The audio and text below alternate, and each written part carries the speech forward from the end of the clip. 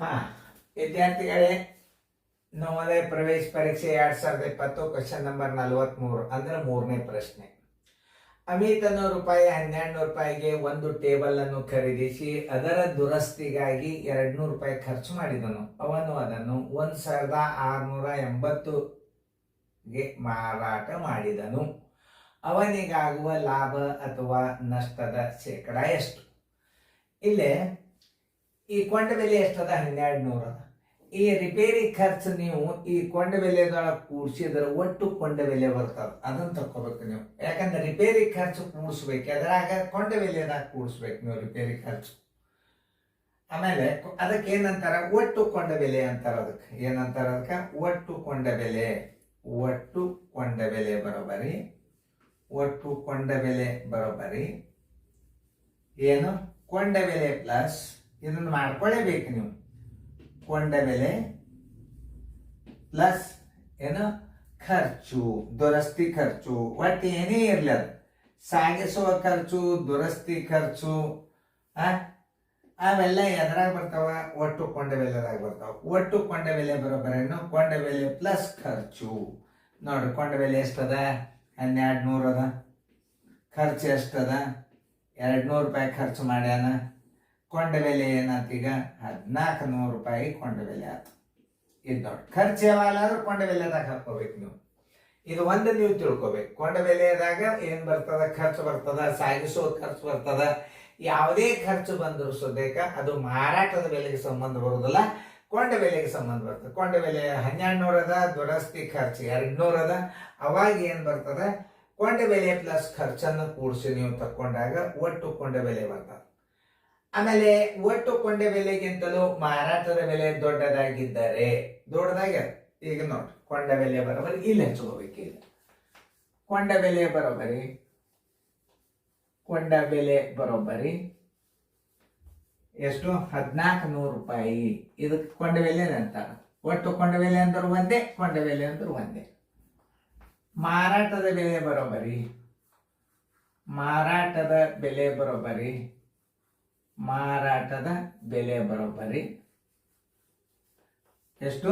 1680 ರೂಪಾಯಿ.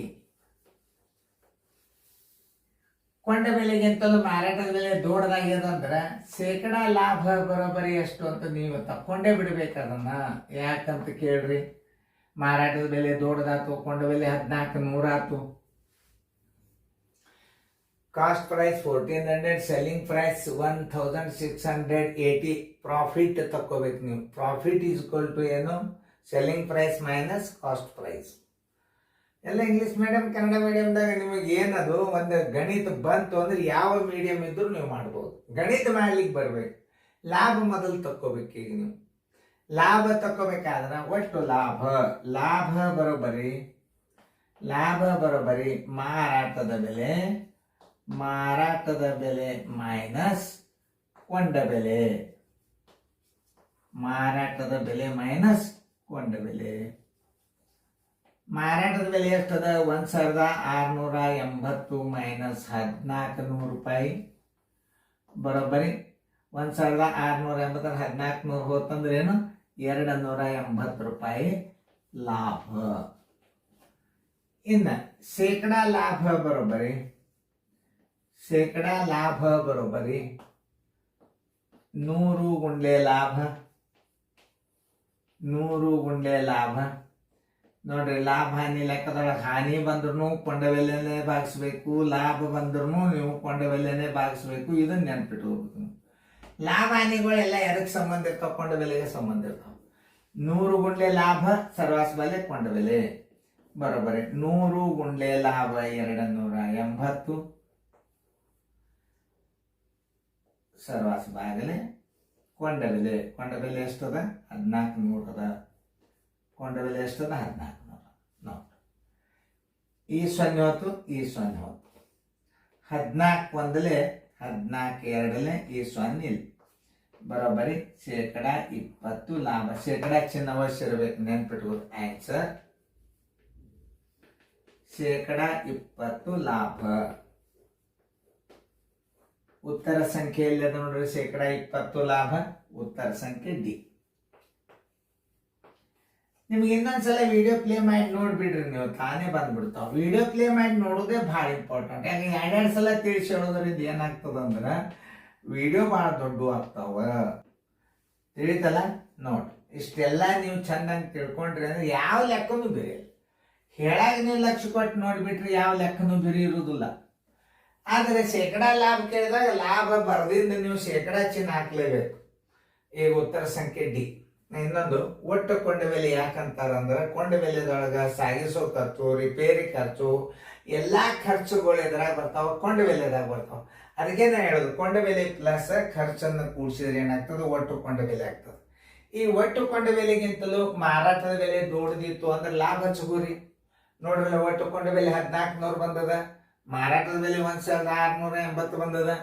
ಆಮೇಲೆ ಏನು ಶೇಕಡಾ ಲಾಭ ಅಂತ ಬರ್ಕೋಬಹುದು. ಲಾಭ ಮೊದಲು ತಗೋಬೇಕು. ಲಾಭ ಮೊದಲು ಹೆಂಗ್ ತಗೋ, ಮಾರಾಟದ ಬೆಲೆಯಲ್ಲಿ ಕೊಂಡ ಬೆಲೆಯನ್ನು ಕಳೆದ್ರೆ ಏನ್ ಬರ್ತದ, ಲಾಭ ಬರ್ತದ. ಸೂತ್ರ ಬೈಪಾಟ್ ಮಾಡಿ ಯಾವ ಲೆಕ್ಕನೂ ಮಾಡಬಾರ್ದು. ಥೇರಿ ತಿಳ್ಕೊಂಡು ಲೆಕ್ಕ ಮಾಡೋದ್ರಿಂದ ಪರ್ಮನೆಂಟ್ ಆಗಿ ತಲೆ ನೆನ್ಪುಳಿತದ ನಿಮಗೆ.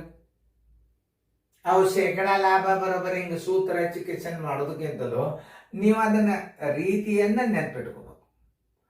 ಲಾಭ ಬರ್ಬೇಕಾದ್ರೆ ಏನ್ ಮಾಡಬೇಕು, ಮಾರಾಟದ ಬೆಲೆಯಲ್ಲಿ ಕೊಂಡ ಬೆಲೆಯನ್ನು ಕಳಿಬೇಕು. 1680 1400 ಕಳೆದರೆ ಅಂದ್ರೆ 280 ರೂಪಾಯಿ ಲಾಭ ಬಂತು. ಶೇಕಡಾ ಲಾಭ ಬರೋಬರಿ 100 ಉಂಡ್ಲೆ ಲಾಭ. ಸರ್ವಾಸ ಬಾಗಲೆ ಕೊಂಡ ಬೆಲೆನೆ. ಲಾಭ ಬಂದ್ರು ಕೊಂಡ ಬೆಲೆನೆ ಭಾಗಿಸ್ಬೇಕು, ಹಾನಿ ಬಂದ್ರು ಕೊಂಡ ಬೆಲೆನೇ ಭಾಗಿಸ್ಬೇಕು. ಇದು ನೆನ್ಪಿಟ್ಕೋಬೇಕು ನೀವು. 100 ಗುಂಡ್ಲೆ 280, ಸರಸ್ವಲ್ಲೆ 1400. 14 ಬಂದ್ಲೆ 14 20 ಸೊನ್ನೆ ಅಂತೂ ಅವು ಸೊನ್ನೆ ಅದು. ಶೇಕಡಾ ಲಾಭ ಬರೋಬರಿ 20. ಉತ್ತರ ಡಿ.